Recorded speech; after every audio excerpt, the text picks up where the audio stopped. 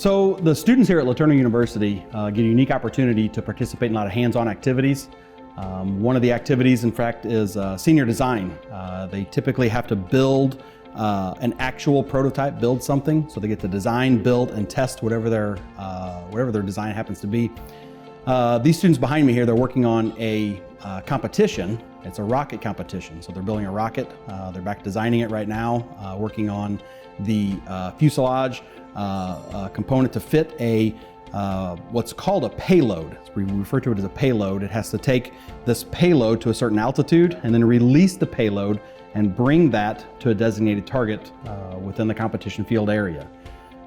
And this is a unique opportunity for students to get a taste of real-world applications, real-world constraints within their designs, and then of course get their hands dirty while they're working on something. So one of the unique advantages the students here at LeTourneau get compared to a lot of other schools, particularly when I think back to my own undergraduate application, I didn't get a lot of hands-on exposure, at least to the level and the caliber that they get here at LeTourneau. Students get real application, real hands-on, not just computer simulated models or these black box labs where they come in, press some buttons, turn some knobs, and get a number out of it. Instead, they're actually getting real experience, building real devices, working on a real wind tunnel. We take our prototype, a scaled down version of our rocket, we put it in a wind tunnel, physically put it in a wind tunnel, and take measurements and do actual lab applications to these real world devices. That's something that a lot of students don't get in their undergraduate curriculum wherever they're going. So there's a lot of facets to this project in particular that require a higher level of expertise than just a standard homework problem. Part of this comes from the fact that this rocket it's a 9-foot rocket that will reach speeds close to Mach 1. And when you get to speeds of that caliber, all of a sudden these compressibility effects kick in around the nose cone, and you can actually heat up the nose cone.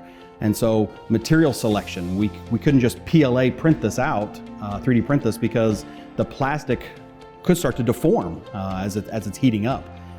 So there's a lot of heat transfer and thermodynamics to take place into this. Of course, trajectory analysis with the drag, so there's fluid mechanics on top of that. It takes it to the next level, I'd say, as far as this type of a project versus a homework problem. On the other side to that is then the electronics that are inside of there. This payload that we have to take up into the air has to make decisions. This particular rocket will reach an altitude of close to 2 miles above us. And so we're unable to really communicate in any real tangible way with that rocket when it's that far away. So the payload has to make its own decisions as to where it's at, where it's supposed to go, how to orient itself correctly. There's a lot of controls involved in that's again, takes it just that step above where it should be for a homework problem, for example. So the mechanical team basically is incorporated with the payload deployment and how it is focused to the target.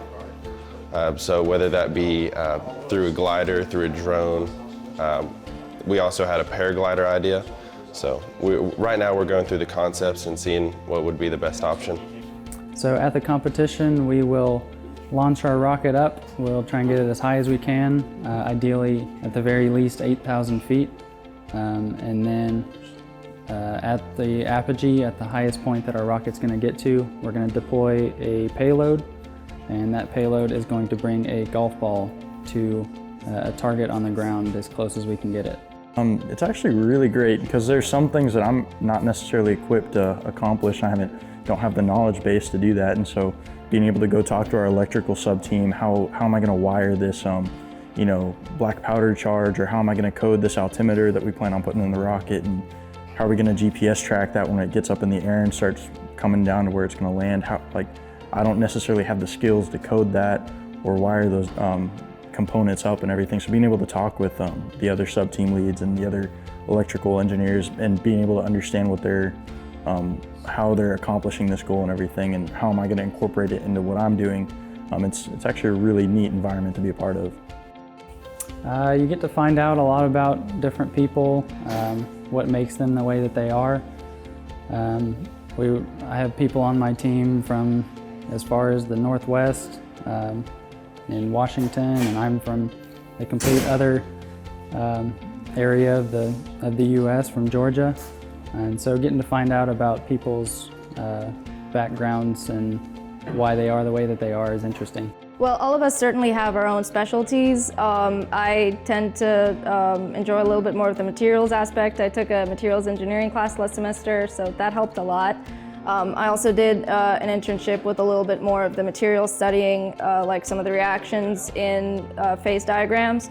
So that's something that helped a lot when I was getting ready for this project. And I feel like the diversity of the skill sets definitely lends to us being able to function more cohesively as a team. So like we can pick each other up where we might have a little bit more of a weakness. So that just allows us to be more of a cohesive unit. Yeah, that's really interesting. The diverse background of these students brings something really unique. We have 16 students on this team. About half of them are mechanical engineers, and the other half are different flavors from electrical, computer, technology programs, and they all tend to look at the same problems just a little bit differently. And that just really opens doors for solution inspections. When you're looking for how to solve a particular problem, students will each look at it just a little bit differently. And sometimes me as a mechanical engineer or aerospace in my real background, I'll hear from maybe a computer engineer or electrical engineer a problem for a mechanical problem that we're looking for. He'll bring a solution that'll go, oh, I never would have thought of it that way. Of course, that makes perfect sense now when you say it that way. So I love the diverse background that we get from these students, from their different flavors of disciplines and engineering expertise. One advantage that I get to see in this is that I get to be a good Christian role model, a Christian mentor to these students. I get the advantage of sharing what Christ has done in my life to these students and how the good Lord's really just directed my path as I've worked through either my undergrad curriculum, then my work phase, work life. One of the things that I think should be distinct about a Christian, not that others shouldn't be, but really distinct about a Christian though, is the integrity aspect. We're going into a competition where there's a whole lot of rules set in place, and making sure we're not skirting issues to bypass a rule just to make sure we can get a unique advantage over somebody else. I think it's really advantageous for someone to try and avoid an issue to get ahead, but then there's an integrity issue that you're dealing with if you're really trying to violate something to get to that point.